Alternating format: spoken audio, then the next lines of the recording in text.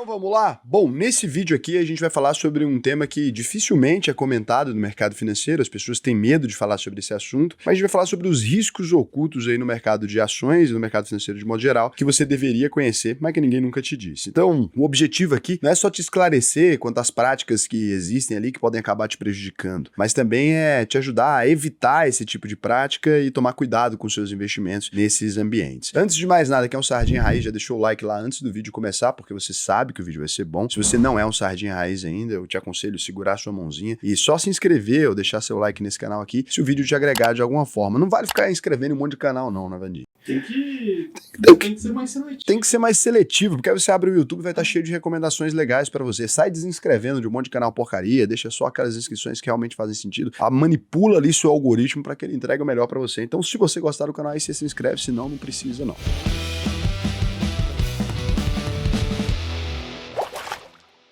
Agora, o que é aqui a primeira estratégia que vai falar? A gente vai falar sobre uma coisa chamada Pump and Dump. Já ouviu falar, Evander? Já ouvi falar, eu acho que lá no mercado Americano.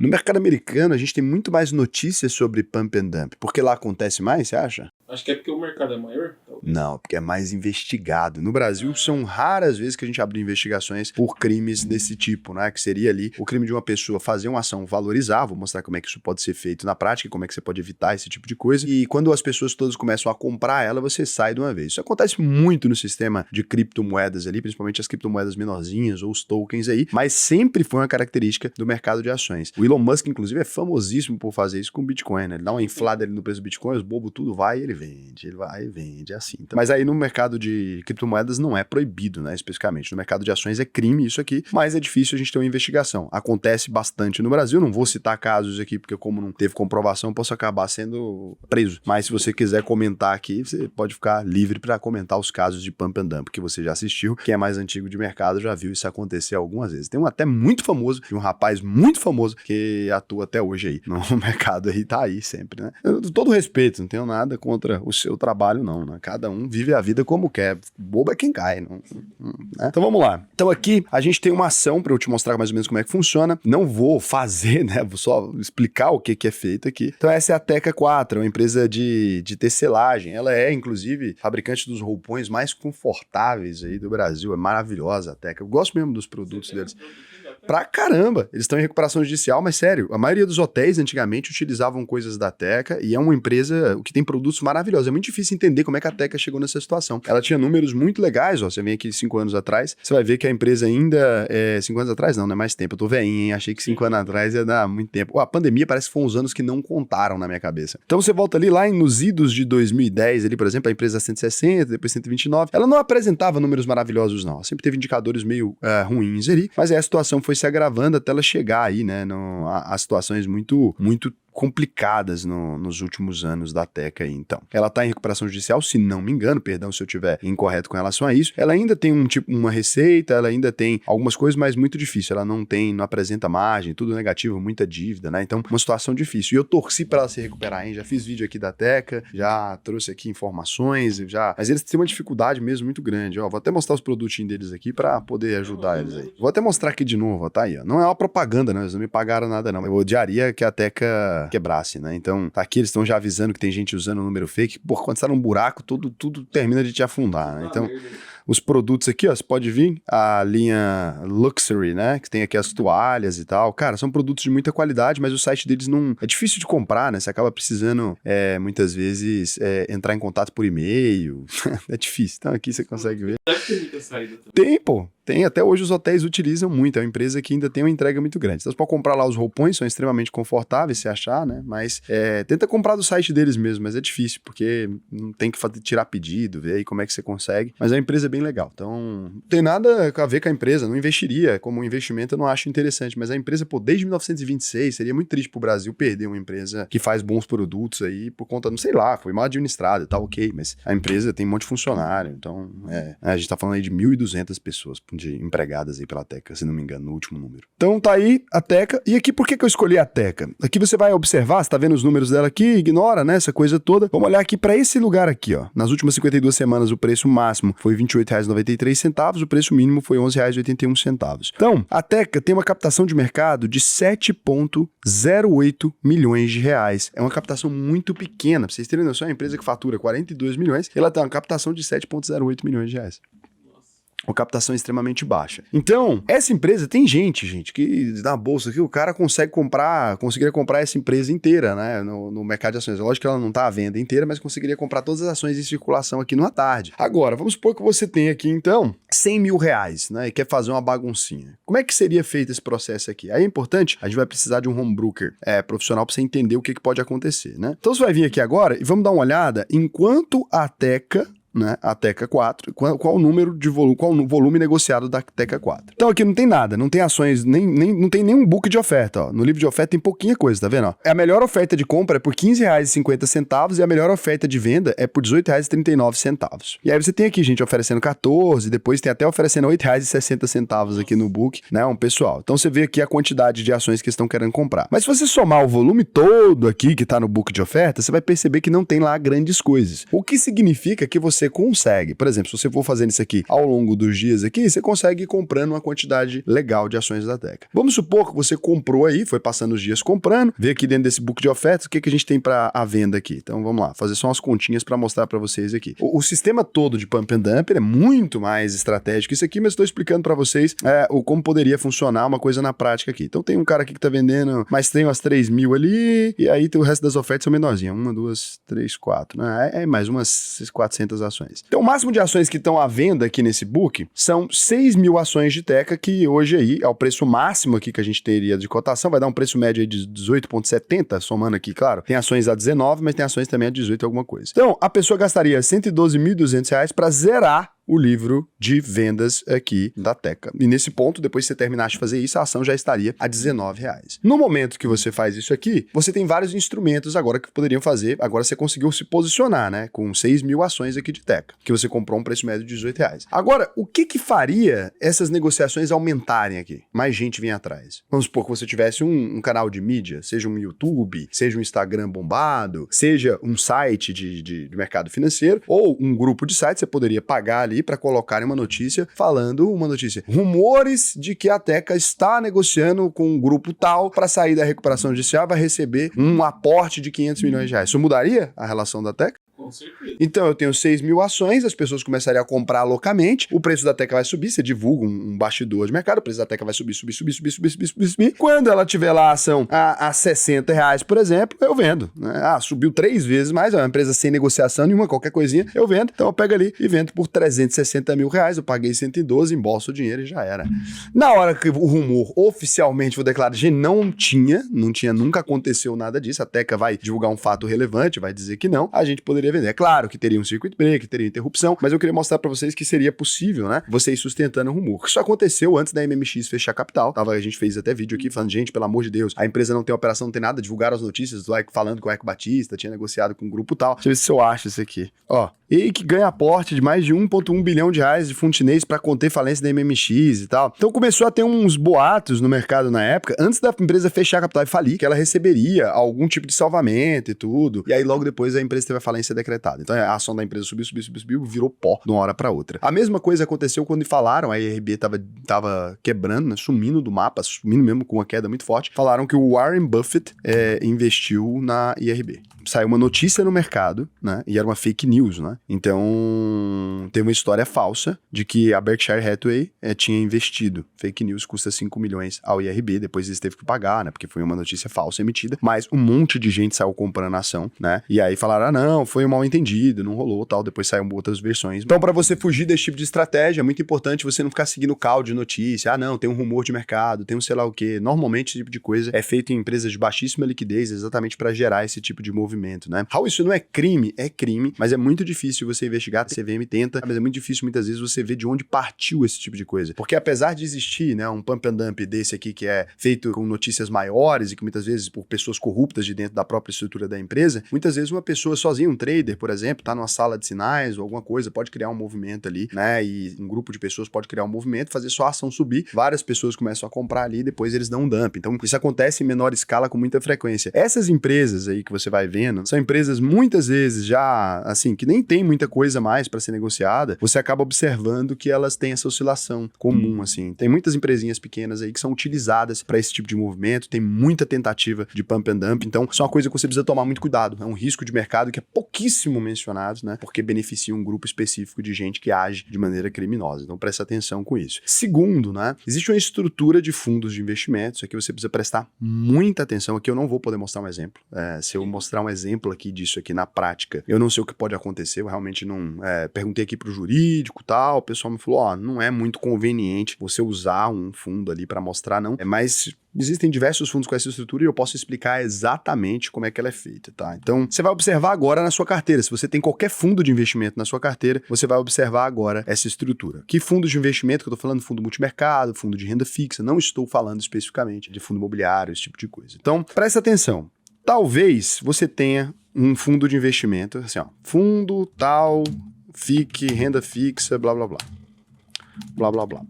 Aí, dentro desse fundo aqui, tem uma taxa de administração de 1%, é baixinha, e uma taxa de performance zerada. Ou pode ter taxa de performance de 20% também, não muda nada. Só que aí, qual que é o patrimônio desse fundo? Onde é que está investido? Quando você olha a lâmina, vai a lâmina lá e vê o que está escrito e fala assim, cotas de outros fundos.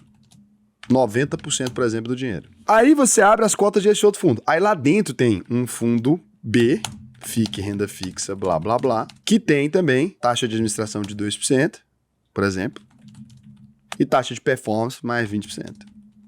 E aí você tem que olhar a lâmina dele também. Aí dentro desse fundo pode ter outro fundo e assim sucessivamente. Quando você vai ver, você tá pagando taxa em cascata, fazendo assim, ó. É um fundo que investe num fundo que investe num fundo. Então, isso aqui acontece muito nos fundos de grandes instituições financeiras, é por isso que eu não quis dar uma mexida ali. Acontece também muito em fundos de corretora, né? E aí tem um problema. Raul, mas aqui, esse risco se mistura com outro. Mas aqui, por que carambas alguém investiria num fundo desse, né? Por que existe esse produto no mercado financeiro? Que a gente tem que se perguntar, como é que esse produto veio parar no mercado financeiro? Você deve ter recebido uma cartinha, ultimamente, que as corretoras foram obrigadas pela uma instrução da CVM, um documento que eles te pediram para assinar. Quem recebeu esse documentinho aí, comenta aí para mim. E nesse documento tá escrito assim, ó, você concorda ao ler essa carta que podem existir conflitos de interesse entre o seu assessor e vossa senhoria. Ah, você foi ali e assinou. O que é esse conflito de interesse? Por que tá dizendo? Por que as corretoras de repente decidiram ser boazinhas e informar os clientes que elas têm um conflito de interesse? Porque a CVM obrigou, né? A polícia do mercado. Mas esse conflito é o seguinte, o assessor, muitas vezes, ele ganha uma comissão, muitas vezes não, quase sempre ele é remunerado com base numa comissão que existe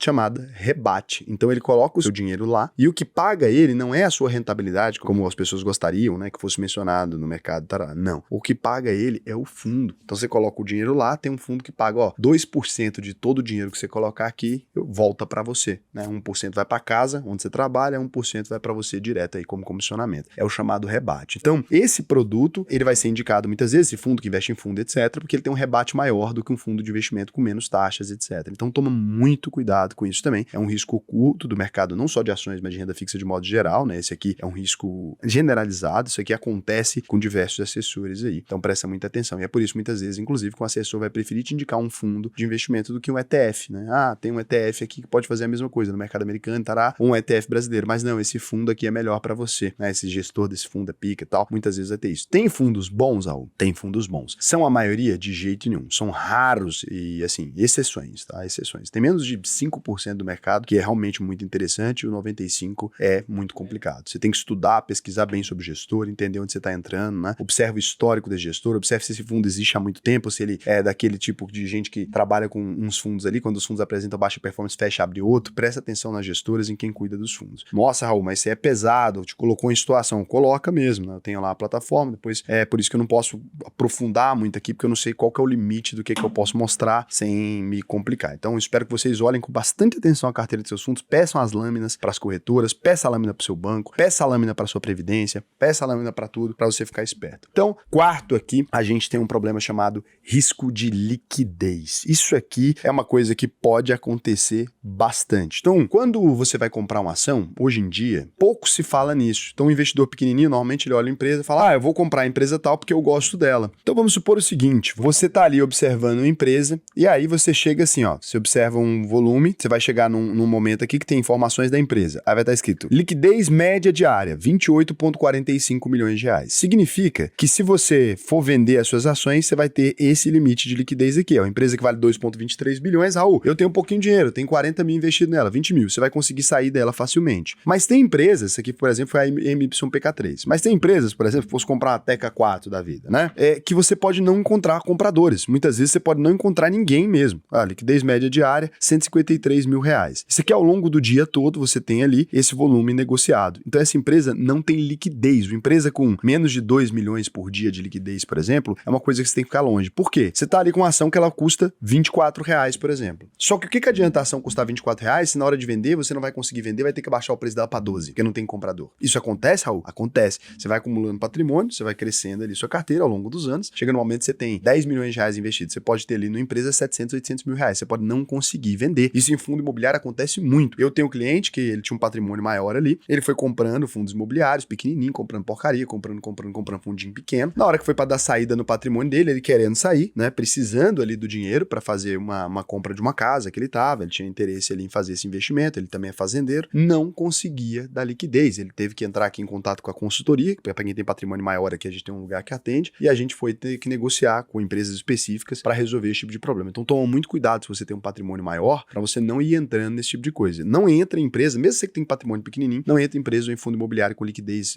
diária inferior a 2 milhões de reais. Com 2 milhões de reais ainda, você querendo vender 100 mil ou 40 mil reais ali às vezes, você pode demorar muito. Tem vezes que você pode demorar dias para não dar uma queda muito grande no seu patrimônio. Então toma cuidado com essa questão da liquidez. Tem muita gente que não presta atenção nisso, né? Os grandes fundos sempre prestam, porque eles gerem patrimônios maiores, mas o investidor pequenininho, muitas vezes, ele não sabe como é que funciona. Então presta bastante atenção. E o negócio é o seguinte, se você quiser não só aprender a evitar todos esses erros, como aprender a coisa certa a ser feita no mercado de investimentos, o que eu vou te propor é um acordo muito simples. Vai lá agora, alvp.com.br, clica aqui no botão Faça sua análise de perfil. Se você for aprovado na UVP, eu garanto que você vai ter uma melhoria na sua rentabilidade. Por que eu consigo garantir isso? Porque a gente oferece taxa private, só é oferecida para cliente que tem mais de 10 milhões de reais investidos. Isso eu te ofereço desde o dia 0 para aluno da UVP. Além disso, eu vou te oferecer estratégia, sistema de carteira, gerenciamento, tudo quanto é coisa para você poder alcançar os seus objetivos. E mais do que isso, depois de tudo isso que eu te ofereço, nossa própria plataforma de investimento, a gente tem tudo em casa mesmo, não precisa de ninguém mais, né? Só precisa de um banco para fazer a TED. De resto, não precisa de nada mais. O resto a gente tem aqui. Se você não ficar satisfeito com a UVP, depois de concluir, depois de receber seu certificado e tudo mais, eu devolvo 100% do seu dinheiro. Então o compromisso é todo meu, tá? Tem turma nova começando aí, vai lá agora, dá uma olhada, que vai ser muito bacana. E a gente vem para um momento agora, que é um momento que não é de hoje, né, Vandir? É um momento de sempre. Então,